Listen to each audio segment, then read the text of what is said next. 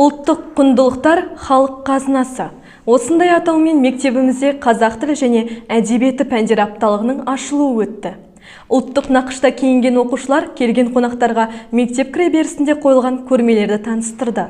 Сонымен қатар салт дәстүрімізге қатысты түрлі сұрақтар қойып, дұрыс жауап берген оқушыларға сыйлық табыс етті. Одан бөлек түрлі ойындар ойналып, ұстаздар мен оқушылардың логикалық қабілеттерін сынады. Бүгін біздің мектебімізде қазақ тілі апталығы ұлттық құндылықтар халық қазынасы деген тақырыпта өтіп жатыр. Жалпы ұлттық құндылықты жас буынның, балалардың санасына сіңіру. Жалпы күнделікті көріп жүрген нәрселерін дәріптеу, соны қадір қасиетін түсіну арқылы жаңағы тәрбие беруіміз біздің ең маңызды бүгінгі мақсатымыз сол болып тұр.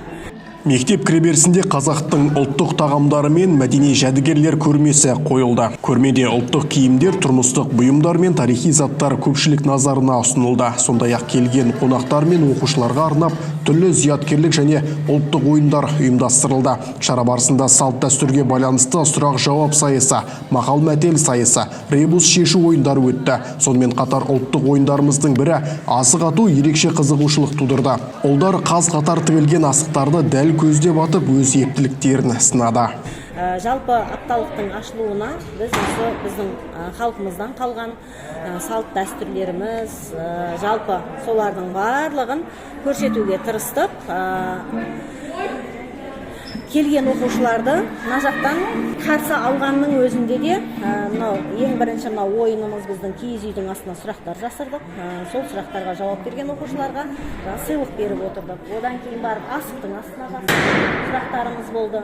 Мақал-мәтелдердің жалғасын табу және салт дәстүрге байланысты әртүрлі деңгейдегі сұрақтар болды. Айта кетейік, апта бойы мектебімізде түрлі іс-шаралар мен ашық сабақтар өтетін болады. Ерекше айтатын жайт, ұйымдастырушылар апта бойы өткен шараларға белсене қатысқан және ұлттық нақышта киініп жүрген ұстаздарға немесе оқушыларға сыйлығымыз бар дейді. Челлендж деп енді қазірше айтқанда соны біз қолға алдық.